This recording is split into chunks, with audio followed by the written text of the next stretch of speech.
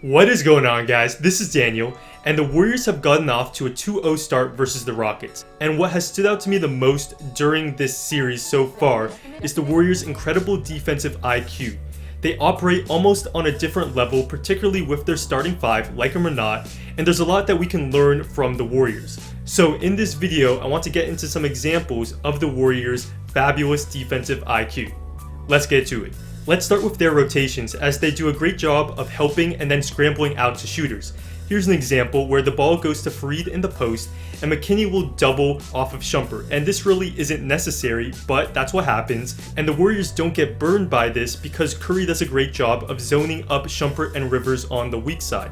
And then on the pass to Shumpert, McKinney immediately recovers to Rivers, executing the switch, a quick, prompt rotation, and Rivers ends up turning it over on this play. This is another example of how they all operate on a string. So in this play, they'll trap Harden, bringing two to the ball, which is typically dangerous for a defense, especially since Harden is able to get it to Capella on the roll on this play. Now Durant steps up, but we see he has to leave Tucker in the corner. But notice how Curry is already rotating to the level of the ball to take away Tucker. Iguodala rotates to the wing, and within a second, all of the shooters are covered and Durant knocks the ball away. Terrific defense. And just sit back and enjoy this play. They'll again be in a tough situation when they trap, but notice how they fly around the court in rotation, everyone with a sense of urgency.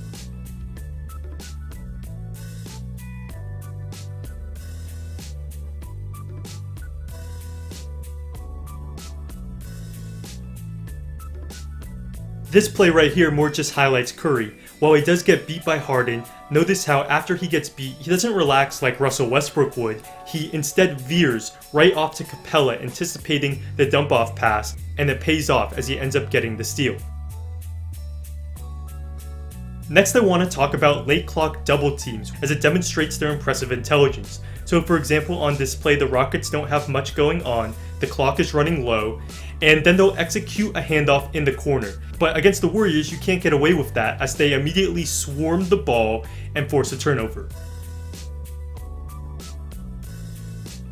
Now, when these late clock double teams have become most useful is when Curry is on Harden, which is a slight mismatch. So on this play, we see that matchup, and there are only 5 seconds left. And what we see Draymond do is he'll load up to Harden. This isn't a full-fledged trap, but it is a double team as Draymond's full attention is on Harden. And what this does is it bothers Harden and he doesn't go through his normal set of moves, and it's a shot clock violation. On this play, Danuel House comes up to screen for Harden as Curry is guarding House and the Rockets want to pick on Curry. Now Curry does a good job at first at hedging, but then on the rescreen by House, we see that Curry does end up on a switch versus Harden. But now, because of that initial hedge, there are only 3.5 seconds left. And when Harden tries to drive, there are only 2 seconds left, and Durant comes with a great trap. This forces it out of Harden's hands, Green rotates out to House, and it's another violation. Now let's watch this play again so I can explain exactly why this only works super well late in the shot clock. Because let's say this trap was sent with 7 seconds left. Then when House gets it, he would have 6 seconds to attack and look to exploit the numbers advantage. But because the trap came when there were only 2 seconds, House has no time for anything when he catches it. Now let's watch this play one more time and appreciate Draymond Green, because this could have easily been an open 3 for House, but because he recognized the situation and was playing free safety off of Tucker, he was able to easily get out to House on the pass. Terrific help instincts. Similar situation late in the clock, Curry on Harden, and here Faried will set a screen. And notice how Iguodala has the liberty to go and jump Harden one pass away off of his man because he knows that Klay will rotate to Rivers, and before long, the clock has expired. And so far, I hope you notice a trend with the rotations and late clock double team, which is that they can be very aggressive because the help defenders will be there to scramble and cover for them. Next, let's talk about the pre-switch. And to set this up, let's look at this play.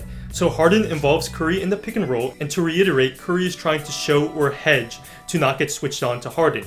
And here it's effective as there isn't a switch, Iguodala stays on Harden, and here Harden picks up his dribble and eventually he steps out of bounds.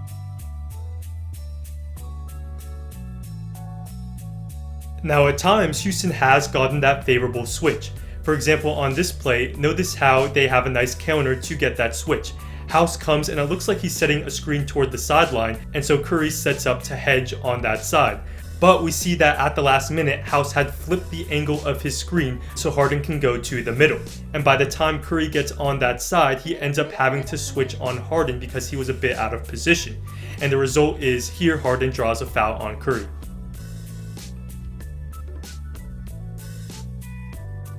So to avoid this situation entirely, in Game 2, the Warriors started to pre-switch more, and this is what I mean.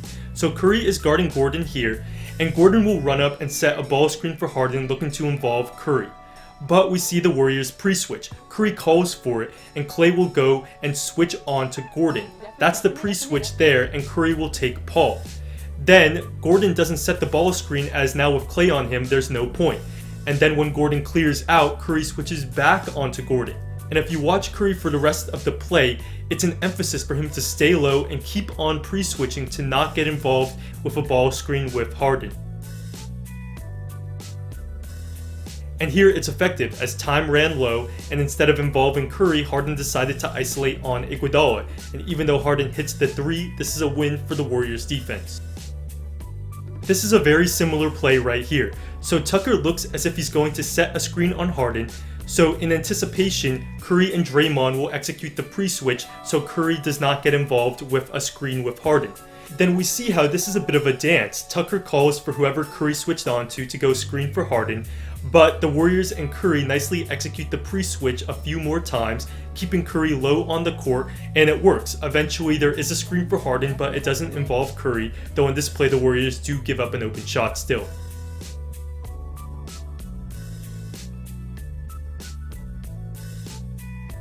Now, while I'm definitely a fan of the pre-switch and it has been effective for the Warriors at times, it should be noted that there have been times in this series so far where there have been execution errors. And here's what I mean. So here Curry calls for the pre-switch in a similar situation, but Durant is not on the same page and he doesn't pre-switch. And so the result is Curry does end up defending the screen with Harden, but because of the miscommunication, he's late, he doesn't hedge, and he gets attacked by Harden in open space. And this is a good example of how the pre-switch shouldn't be used every time. So on this play, Curry tries to initiate the pre-switch, but it's a bit cavalier as Tucker is already near Harden and about to screen. And while there isn't miscommunication, Klay is on the same page. When he switches, we see that he's dropped back now. He's a bit late, lower than the level of the screen, because the pre-switch shouldn't have happened on this play. There just wasn't enough time and space. The result is Harden is able to attack Klay, who's pretty much in a drop, and he gets a layup.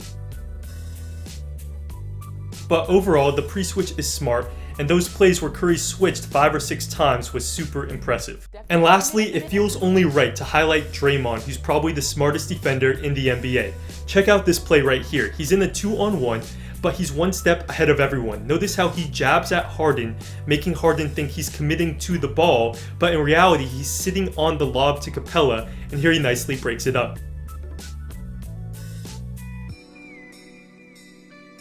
Once more, he's in a 2-on-1, and again, he'll jab his foot at Gordon, baiting him into throwing the lob. Meanwhile, Draymond is keeping his momentum back, which allows him to recover and break up the pass. But this was my favorite play of them all. So Draymond comes to help here, and Draymond will jump and Harden will deliver a bounce pass.